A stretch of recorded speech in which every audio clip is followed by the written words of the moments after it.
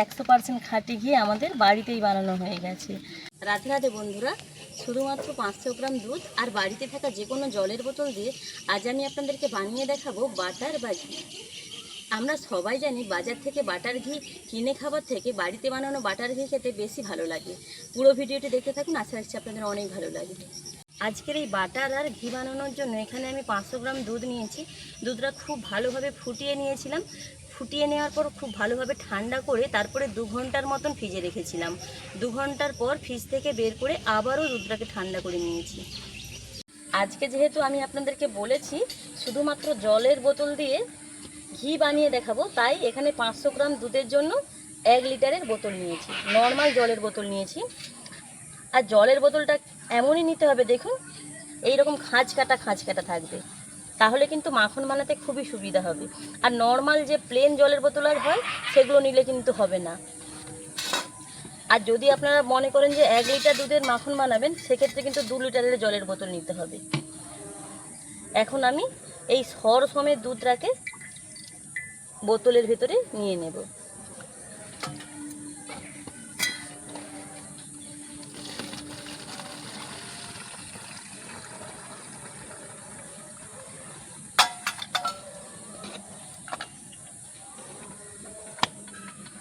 পুরো দুধটাকে বোতলের মধ্যে নিয়ে নেওয়ার পর এবার আমি এই রকম করব, বোতলটাকে অনবরত এইভাবে নাড়াচাড়া করব, তাতে করে খুব সুন্দর একটা বোতলের ভেতরে মাখন তৈরি হবে।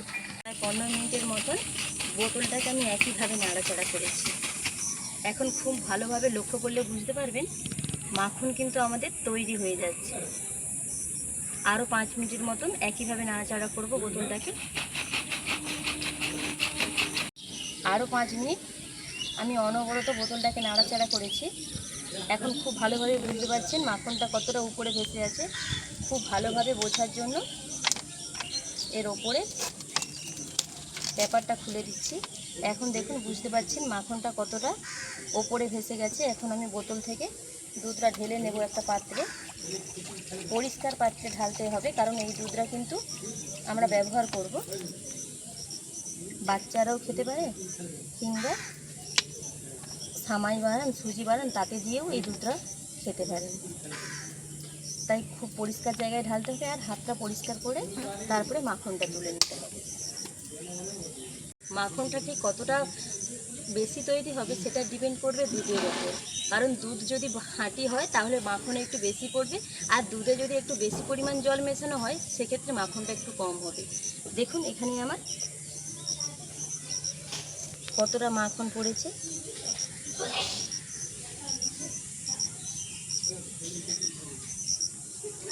এখন এই অবস্থায় মাখনটা একটু নরম হবে, ফ্রিজে রেখে দিলে মাখনটা কিন্তু শক্ত হয়ে যাবে।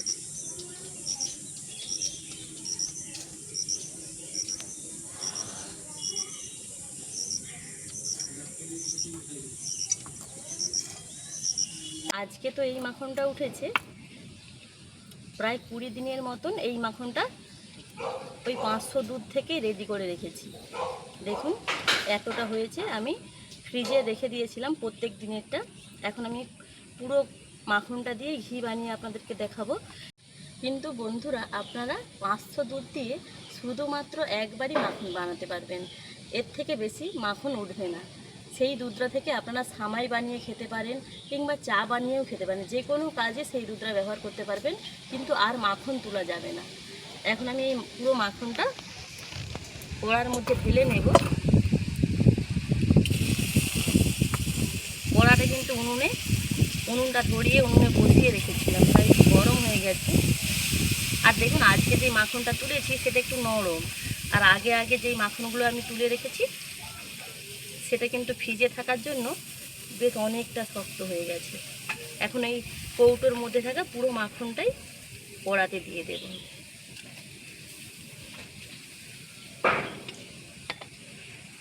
প্রায় 20 দিনের মতন যে আমরা মাখনটা তুলে এই কৌটোতে রেখেছিলাম, দেখুন এতে করে কিন্তু বাটারের মতন হয়ে গেছে। এই রকম আপনারা বাটার বানিয়েও খেতে পারেন, শুধুমাত্র এতে একটু লবণ দিয়ে দেবেন, তাতে করে কিন্তু বাটারটা তৈরি হয়ে যাবে। আজকে আর বাটার বানানোটা দেখালাম না, দেখুন কত সুন্দরভাবে বসে গেছে। এতে শুধুমাত্র আপনারা লবণ দিয়ে এই কৌটোয় মুহূর্তে করে রেখে দেবেন, তাতে করে বাটার তৈরি হয়ে যাবে।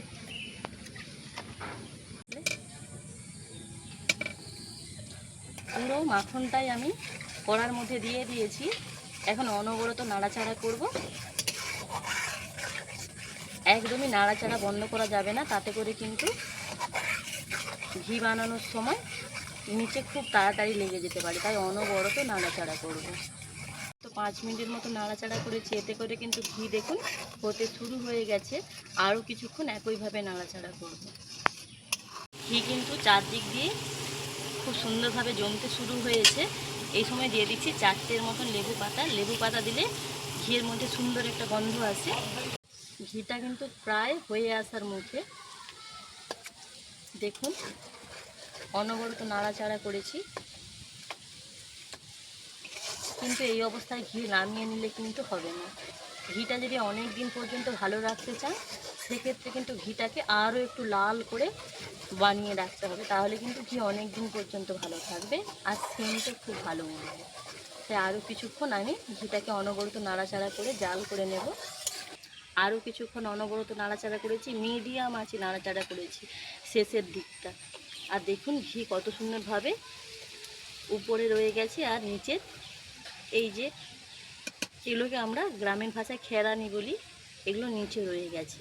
এগুলোকে ছেঁকে নিলে খুব সুন্দরভাবে ঘি রেডি হয়ে যাবে। এর থেকে বেশি লাল করব না, তাহলে কিন্তু ঘিটা পুড়ে যাবে। এবার আমি উনুন থেকে নামিয়ে ঘিটাকে ঠান্ডা করে নেব। চারিদিকে এতটা মেঘ করেছে, তাই ঘিটা পুরোপুরিভাবে ঠান্ডা করতে পারলাম না, তবে কিছুটা ঠান্ডা হয়েছে। এখন আমি ছাঁকনিতে খুব ভালোভাবে ঘিটাকে ছেঁকে নেব।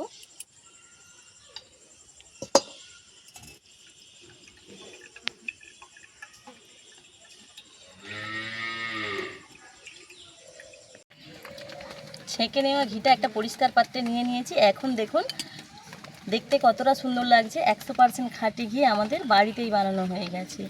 আবারও বলছি বন্ধুরা, শুধুমাত্র 500 গ্রাম দুধ দিয়ে কিন্তু এতটা ঘি হয়নি। 500 গ্রাম দুধ নিয়ে প্রায় 20 দিন রেখেছিলাম মাখন করে, সেই মাখন দিয়ে আজ আমি ঘি বানিয়ে আপনাদেরকে দেখালাম। অবশ্যই বন্ধুরা কিন্তু একবার হলেও এইভাবে বাড়িতে ঘি বানিয়ে দেখবেন, বাইরে থেকে ঘি বানিয়ে খাওয়ার ইচ্ছেই চলে যাবে। শুধুমাত্র প্লাস্টিকের একটা বোতল ঝাঁকিয়ে আজ আমি আপনাদেরকে 100% খাঁটি ঘি বাড়িতে বানিয়ে দেখালাম। আজকের এই ভিডিওটি আপনাদের কেমন লেগেছে কমেন্টে জানাবেন। যদি ভালো লাগে লাইক শেয়ার সাবস্ক্রাইব করে আমাদের পাশে থাকবেন। ভিডিওটি এখানেই শেষ করলাম, ফিরছে নতুন রেসিপি নিয়ে। রাধে রাধে।